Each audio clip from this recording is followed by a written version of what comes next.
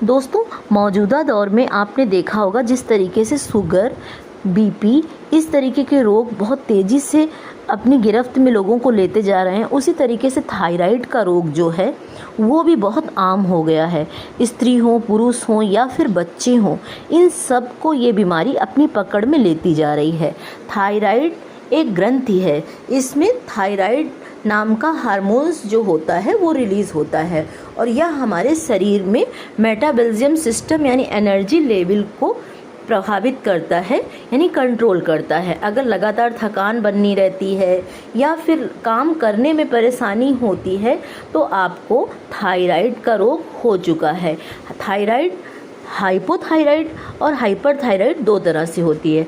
अगर हाइपोथायराइड है तो भी परेशानी है और अगर हाइपरथायराइड है तो भी परेशानी है, क्योंकि इसमें हमारे हार्मोन्स का स्राव जो होता है वो असंतुलित हो जाता है और जिसकी वजह से शरीर में मेटाबॉलिज्म सिस्टम, एनर्जी लेवल का स्तर जो है वो प्रभावित होता है। थकान बनी रहना, काम करने का मन न करना या फिर चलने फिरने में दिक्कत होना, शरीर में फुलावट होना, इसका मुख्य कारण होता है कि मोटापा जो है वो दिनों दिन बढ़ता जाता है। इस तरीके से आपने जाना कि थायराइड का रोग जो है वो एक आम समस्या होती चली जा रही है और काफ़ी मुश्किल होता जा रहा है इसका इलाज।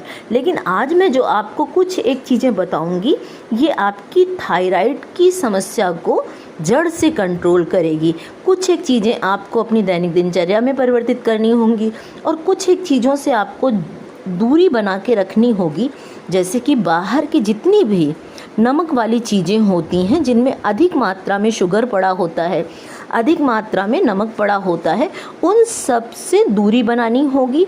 घर का सादा जो भोजन होता है, फाइबर वाली सब्जियां, फाइबर वाली दालें, इन चीज़ों का प्रयोग अधिक करना होगा।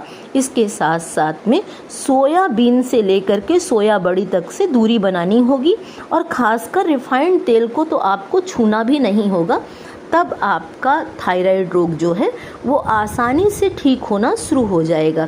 कुछ एक आयुर्वेद में जड़ी बूटियां हैं जिनकी मदद से आप अपने थायराइड के रोग को जड़ से ठीक कर सकते हो और ये जड़ी बूटियां जो हैं वो इतनी असरदार हैं कि आपके थायराइड के रोग को जड़ से ठीक कर देंगी। अगर आपने थोड़ा सा परहेज रखा, अपनी दिनचर्या को संतुलित किया, तो ये रोग जो है वो आपके शरीर से बिल्कुल चला जाएगा। बस आपको लगातार इन चीज़ों का पालन करना होगा। अब वो जड़ी बूटियाँ जो आयुर्वेद में मैंने कहा कि ये आपकी थायराइड के रोग को ठीक कर सकती हैं, थकान को दूर कर सकती हैं और इसके साथ साथ जो शरीर में फुलावट आती है उसको भी कम कर सकती हैं। आपने सुना होगा कि खड़ी धनिया यानी कि धनिया का पानी पीने से हमारे शरीर की फुलावट ख़त्म होती है। ये बिल्कुल सत्य भी है, लेकिन इसके साथ साथ अश्वगंधा, आयुर्वेद में अश्वगंधा को थायराइड की बहुत अच्छी दवा बताया गया है। अगर आपको थायराइड रोग है, चाहे हाइपरथायराइड हो या हाइपोथायराइड हो, ऐसे में अश्वगंधा जो है वो बहुत अच्छी भूमिका निभाता है थायराइड की समस्या को ख़त्म करने में। इसकी मदद से आप थायराइड के रोग को जड़ से ठीक कर सकते हैं। बस आपको अश्वगंधा का चूर्ण जो है वो लगातार लेना होगा। आपको 1 चम्मच सुबह, 1 चम्मच शाम, आप चाहें तो दूध के साथ में ले सकते हैं या फिर पानी के साथ में ले सकते हैं। अश्वगंधा का स्वाद जो थोड़ा सा हल्का सा कसैला होता है, तो इसलिए मैं कहूँगी कि सोते समय आप दूध से अगर लेंगे तो आपको नींद भी अच्छी आएगी। स्नायु तंत्र यानी दिमाग की जो नस नाड़ियाँ होती हैं वो भी मजबूत होती हैं, माइग्रेन का दर्द भी ठीक होता है और थायराइड के रोग में ये बहुत अच्छी भूमिका निभाता है। अब इसी तरीके से दूसरी जो आयुर्वेदिक बूटी है, आयुर्वेद में जो कहा गया है कि अगर कलौंजी का तेल आप थायराइड में प्रयोग में लेते हैं तो ये भी थायराइड को ठीक करने में बहुत अच्छी भूमिका निभाता है। सब्जी में आप कलौंजी का तड़का लगा सकते हैं, बघार लगा सकते हैं और कलौंजी का तेल मार्केट में आसानी से मिल जाता है।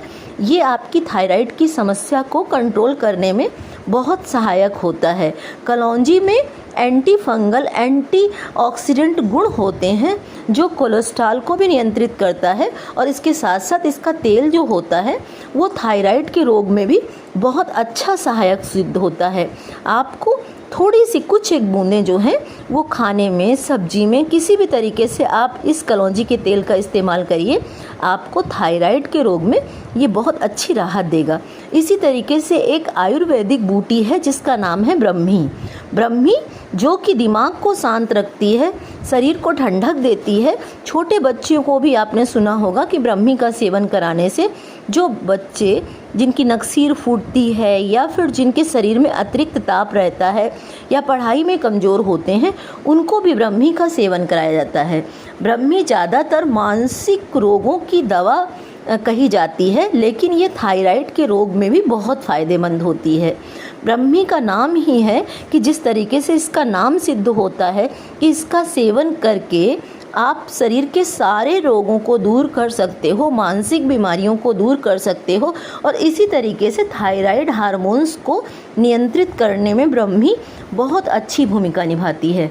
ब्रह्मी के में जो एंटीऑक्सीडेंट गुण होते हैं वो हमारे मेटाबॉलिज्म सिस्टम को प्रभावित करते हैं, यानी कि थायराइड के जो हार्मोन्स होते हैं उनको सक्रिय करते हैं और जितनी मात्रा में ये सक्रिय होते हैं, जिस तरीके की जितनी मात्रा हमारे शरीर को इसकी एनर्जी की ज़रूरत होती है उतनी मात्रा में स्रावित होते हैं। तो इसलिए आप अपने थायराइड के रोग को ठीक करने के लिए, चाहे हाइपोथायराइड हो या हाइपरथायराइड हो, दोनों ही रोगों में ब्रह्मी का सेवन करके आप अपने थायराइड रोग को जड़ से ठीक कर सकते हैं। और इसके साथ साथ ब्रह्मी का सेवन करके आप अपनी शारीरिक मानसिक दुर्बलता को भी दूर कर सकते हैं और छोटे बच्चों को भी इसका सेवन कराते हैं तो उनकी स्मरण शक्ति जो है वो तेज होती है। तो इन जो मैंने अभी ऊपर औषधियाँ बताई हैं आयुर्वेदिक, इनमें से आप एक चाहे तो एक का सेवन कर सकते हैं या बदल बदल करके सभी औषधियों का सेवन करें और देखेंगे कि आपके थायराइड के रोग से तो आपको मुक्ति मिलेगी ही मिलेगी, साथ में आपकी जितनी भी दिमाग संबंधी परेशानियां हैं या फिर तनाव रहता है या फिर अनिद्रा की शिकायत है, इन सब में भी बहुत राहत मिलेगी। तो थायराइड की परेशानी को आप आयुर्वेदिक तरीके से अगर दोस्तों ठीक करते हैं तो इसका कोई साइड इफ़ेक्ट नहीं होगा और इसके साथ साथ आपको अन्य रोगों से भी राहत मिलेगी।